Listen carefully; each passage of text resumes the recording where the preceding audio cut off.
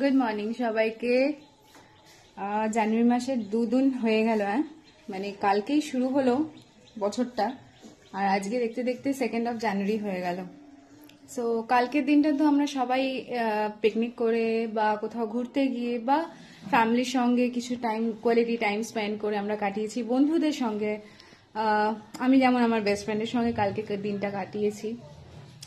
আর আজকে এই যে ব্যাক টু ওয়ার্ক, সেই পুরনো লাইফ, সবার রুটিন লাইফ, সবাই সবার অফিসে হয়তো এখন পৌঁছেও গেছো। সো যাই হোক, 2nd দিন হোক কি 3rd দিন হোক কি যাই হোক না কেন, সবার যেন এবছরটা আরো ভালো যায়, আমার আবার একবার সবাইকে বলা।